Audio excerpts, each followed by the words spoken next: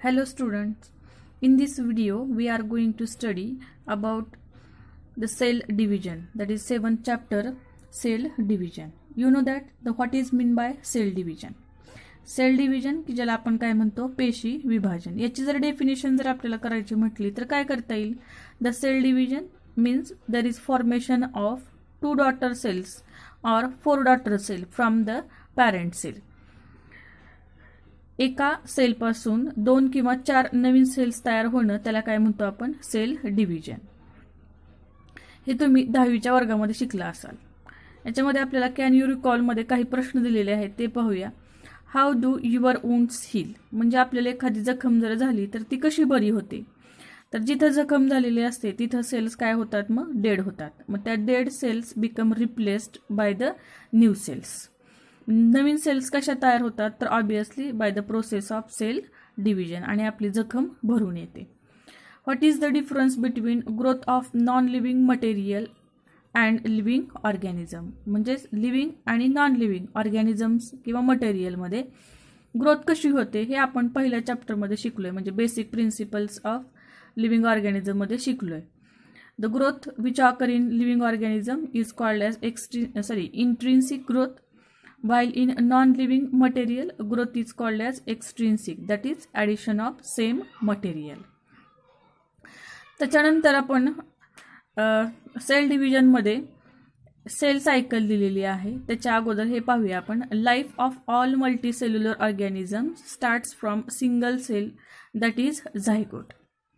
Multicellular organism आपल्याला माहिती आहे बहुपेशीय ऑर्गॅनिझम जे आहेत त्यांची सुरुवात एका सिंगल सेलपासून झालेली असते, म्हणजे काय झायगोट. फॉर एक्झाम्पल जर आपलंच घेतलं तर ह्युमन बीइंग, आपली सुरुवात कुणापासून झाली तर झायगोट सिंगल सेलपासून, म्हणजे मेल गॅमेट फिमेल गॅमेट्स एकत्र येतात त्याच्यापासून झायगोट तयार होतं. आणि झायगोट कशी आहे सिंगल सेल आहे, तिच्यापासून काय होतं multicellular organism. Growth of every living organisms depends on cell division. आणि ही जी ग्रोथ आहे ती कशावरती अवलंबून असते तर पेशी विभाजन सेल डिव्हिजनवरती अवलंबून असते. As started in the cell theory every cell arises from the pre existing cell. आणि आपण सेल थेअरीमध्ये पेशी सिद्धांतामध्ये शिकलोय पहा. जी नवीन सेल्स तयार होत असतात ती कुणापासून तयार होतात तर pre existing cell. Pre existing म्हणजे तिच्या अगोदरची ज्या काही सेल्स असतात तिच्यापासून या नवीन सेल्स तयार होत असतात, म्हणजे the cells which arises from the pre existing cell. तर त्याच्यामध्ये आपल्याला एक पॉईंट पाहायचा आहे पहा, सेल सायकल. सेल सायकल म्हणजे काय तर पेशी चक्र म्हणतो आपण. तर याचे डेफिनेशन त्याच्यामध्ये 2 मेन फेजेस आहेत. त्या प्रत्येक फेजेसमध्ये काय काय होतं हे आपण या सेल सायकलमध्ये शिकणार आहोत. तर सेल सायकल म्हणजे पेशी चक्र म्हणजे काय पाहूया आपण. त्याचे डेफिनेशन दिले पाहिजे. Sequential events occurring in the life of cell called as cell cycle. Sequential events म्हणजे काय घटना, सिक्वेन्शियल म्हणजे क्रमाक्रमाने येणाऱ्या, म्हणजे एखाद्या सेलच्या सायकलमध्ये एखाद्या सेलच्या लाईफमध्ये एखाद्या पेशीच्या जीवनामध्ये ज्या काही क्रमवार घटना येतात त्याला काय म्हणतो आपण cell cycle. Sequential events occurring in the life of cell is called as cell cycle. There are 2 phases of cell cycle as interphase and M phase. जर आपण सेल सायकल पाहिलं तर त्याच्यामध्ये 2 मेन फेजेस असतात. एक आहे इंटरफेज आणि दुसरी आहे यम फेज. म्हणजे आपण ही एक सेल जर काढली तर सेलच्या जीवनामध्ये म्हणूया आपण 2 फेजेस येतात. एक आहे इंटरफेज आणि दुसरी यम फेज. इंटरफेज जी आहे ती जास्त काळ चालणारी असते, त्याच्यामुळे आपण असं जास्त दाखवलं. इंटरफेज ही जी फेज आहे ती interphase,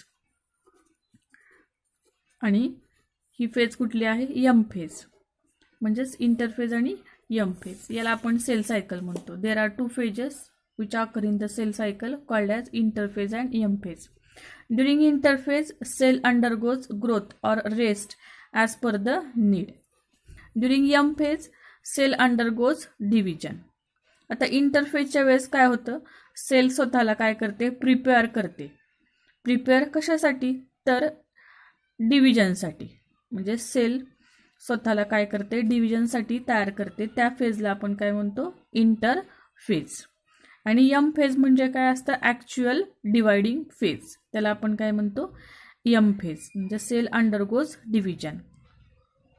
interphase alternate with the period of division, म्हणजे थोडक्यात काय इथं आपण काढलं होतं पहा, इंटरफेज आणि एम फेज, म्हणजे interphase alternate with the M phase, म्हणजे M is nothing but the actual dividing phase and interphase is called as a preparatory phase, म्हणजे आपण तयारीची फेज असं आपण म्हणूया. म्हणजे सेलमध्ये डिव्हिजन होणार आहे या एम फेजला. मग या इंटरफेजमध्ये काय केलं जातं, तर ही सेल स्वतःला तयार करते. कशासाठी ते आपण आता पाहणार आहे. म्हणजेच इंटरफेजच्या सब फेजेस असतात, त्याच्यामध्ये काय काय होतं ते आपण पाहणार आहे. तर इंटरफेजची थोडीशी माहिती दिलेली आहे पाहिजे. तर इंटरफेज म्हणजे काय, interphase is also called as preparatory phase. Preparatory सांगितलं आत्ताच, म्हणजेच तयारीची अवस्था म्हणतो आपण. म्हणजे सेल काय करते, स्वतःला सेल डिव्हिजनसाठी तयार करते. Interphase is the stage between the two successive cell division. Successive cell division म्हणजे काय, लागून ज्या दोन पेशी विभाजन होणार आहेत त्याच्यामधली जी फेज आहे त्याला काय म्हणायचं, इंटरफेज. म्हणजेच interphase is the stage between two successive cell divisions. It is the longest phase of cell cycle during which the cell is highly active. म्हणजे काय, इंटरफेज जी आहे ती लॉंगेस्ट फेज आहे.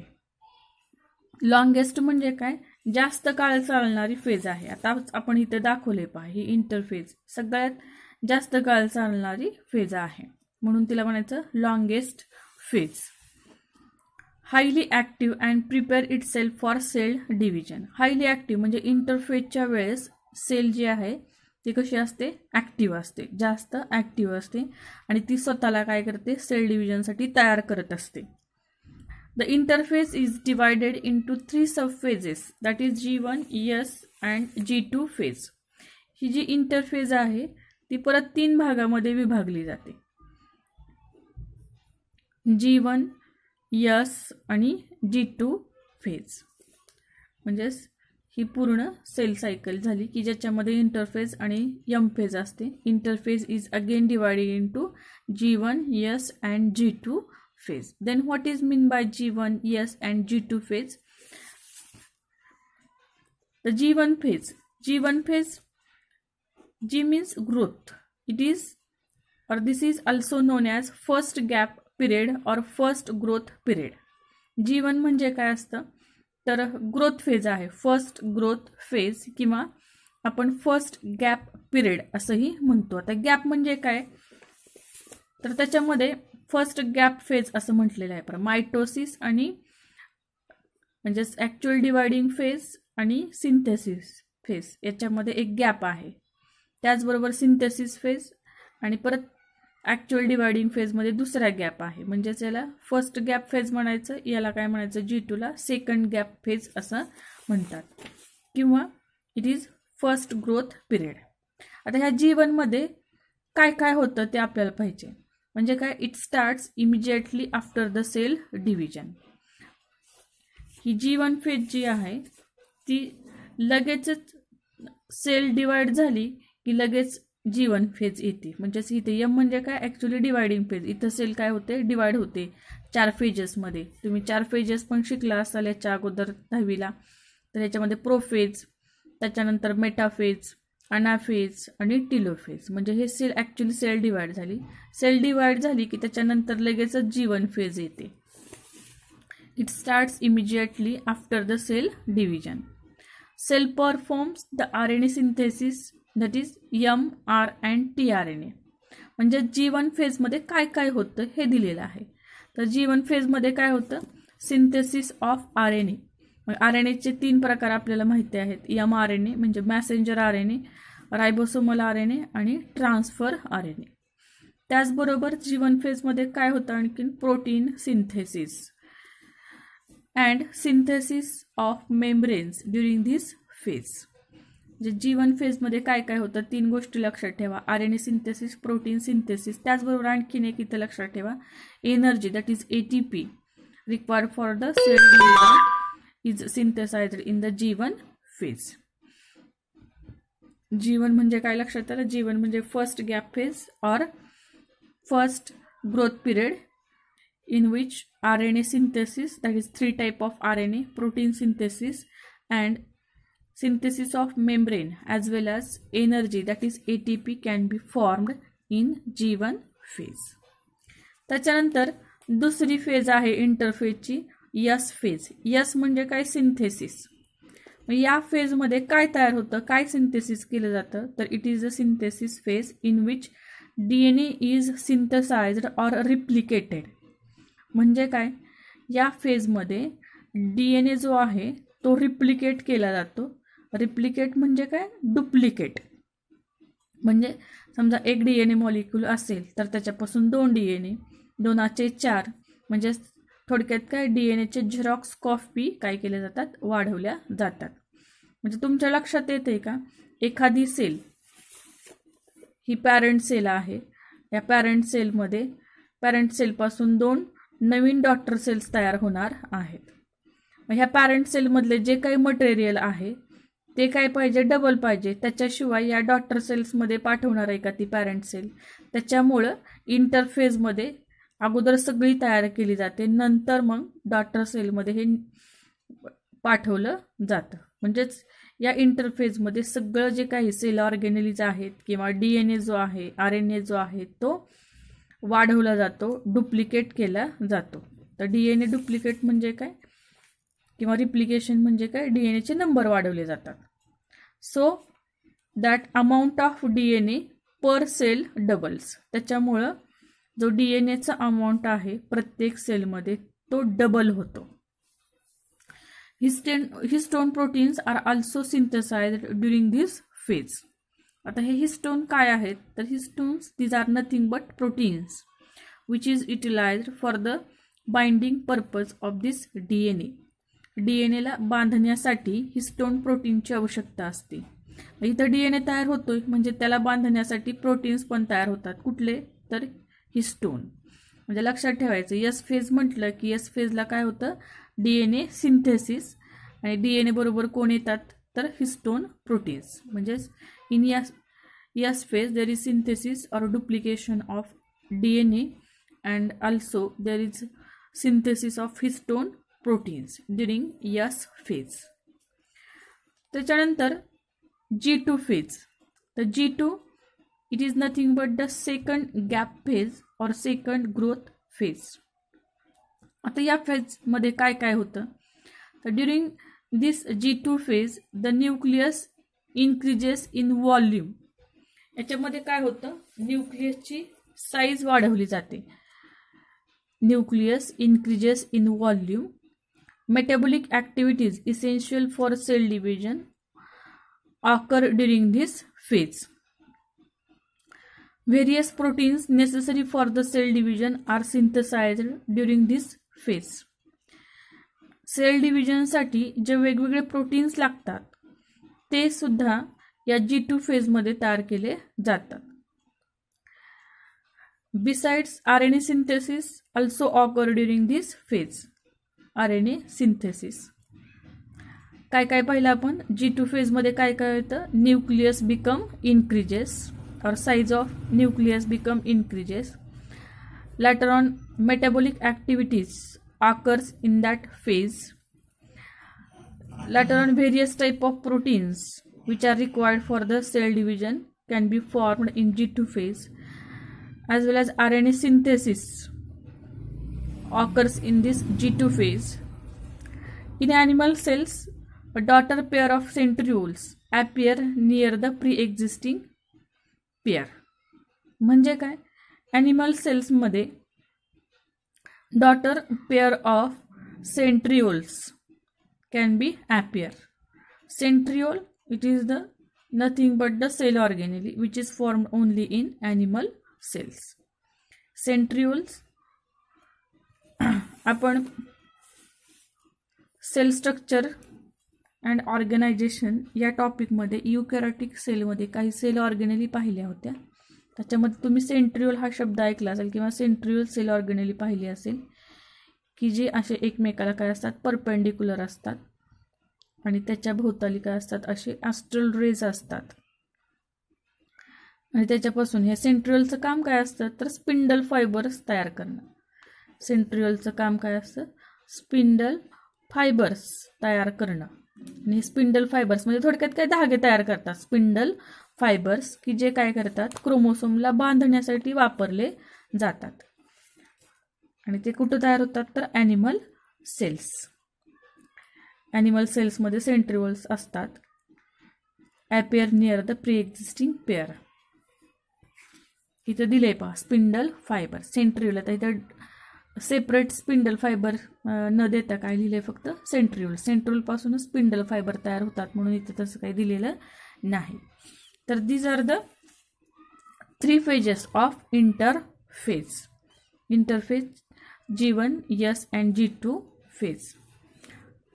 दिस is the diagram of cell cycle. आपण छोटीशी diagram काढली होती, तुम्ही साधी सिंपल काढली तरी चालते. याच्यामध्ये G1, S and G2 phase and this is actually M phase. हे याच्यामध्ये लिहिलेलं आहे G1 मध्ये S आणि G2 फेजमध्ये काय काय होतं ते लिहिलेलं आहे. त्याच्याबरोबर किती पिरियड लागतो हे पण दिलेलं आहे. म्हणजे G1ला किती पिरियड लागतो, त्याच्यानंतर S फेजसाठी किती पिरियड लागतो, G2 फेजसाठी किती पिरियड लागतो हे दिलेलं आहे. तर एवढं परीक्षेसाठी आपल्याला लक्षात राहणं शक्य नाही. आपण साधं सोपं लक्षात ठेवलं तर चालतं. इथं G1 लिहायचं, इथं S आणि G2 फेज आणि this is mitosis or M phase, prophase, metaphase, anaphase and telophase. And this arrow indicates the cytokinesis and to form 2 daughter cells. म्हणजे ही जी आहे ती पॅरेंट सेल आहे. या पॅरेंट सेल पासून काय झालं त्या 2 डॉटर सेल्स तयार झालेल्या आहेत bye the process of cytokinesis. म्हणजे इथं सेल डिव्हिजन झालं आणि काय झालं इथं सायटोकायनेसिस होऊन 2 डॉटर सेल्स तयार झालेल्या आहेत. आता हे सायटोकायनेसिस म्हणजे काय ते आपण पुढे पाहणारच आहे. तर ही सेल सायकलची काय आहे डायग्राम आहे. ठीक आहे. त्याच्यानंतर पुढे काय दिलेलं आहे पहा M phase or period of division.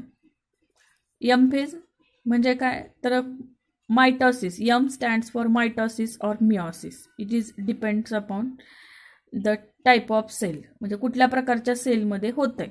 जर सोमॅटिक सेल किंवा बॉडी सेलमध्ये जर डिव्हिजन होत असेल तर ते अर्थात मायटोसिस असणार आहे. आणि मिओसिस म्हणजे काय तर हा पण एक सेल डिव्हिजनचा प्रकार आहे की जो रिप्रोडक्टिव्ह सेल्समध्ये होतो. फक्त रिप्रोडक्टिव्ह सेल्समध्ये मिओसिस. तर M phase involves karyokinesis and cytokinesis. Karyokinesis म्हणजे काय पहा karyon means nucleus and kinesis म्हणजे काय डिव्हिजन. म्हणजेच division of nucleus into 2 daughter nuclei. Karyokinesis म्हणजे काय एका न्यूक्लियसचे 2 न्यूक्लिया होणे त्याला काय म्हणायचं कॅरिओकायनेसिस. Whereas cytokinesis is the division of cytoplasm resulting in 2 daughter cells. म्हणजे काय सायटोकायनेसिस म्हणजे काय डिव्हिजन ऑफ सायटोप्लाझम. आता ही पॅरेंट सेल आपण काढली होती. ही पॅरेंट सेल आहे. पॅरेंट सेलमध्ये एकच न्यूक्लियस होता. ज्यावेळेस 2 डॉटर सेल्स तयार होतात तर प्रत्येक सेलमध्ये एक एक न्यूक्लियस जाईल. म्हणजे हे असं अगोदर होणार आहे. आपण डायरेक्ट दाखवलं तर काय होणार आहे हा न्यूक्लियस डिवाइड होईल आणि त्याचबरोबर या सेलमध्ये असणारा सायटोप्लाझम पण काय होतो डिवाइड होतो आणि अशा 2 सेपरेट सेल्स तयार होतात. म्हणजेच सायटोप्लाझमचं डिव्हिजन झालं त्याला सायटोकायनेसिस म्हणायचं. न्यूक्लियस एका न्यूक्लियसपासून 2 न्यूक्लिया तयार झाला त्याला काय म्हणायचं कॅरिओकायनेसिस. तर अशा पद्धतीनं हे एम फेज किंवा पिरियड ऑफ डिव्हिजन आहे. म्हणजेच 2 नवीन सेल्स तयार होतात 2 डॉटर सेल्स. त्याच्यानंतर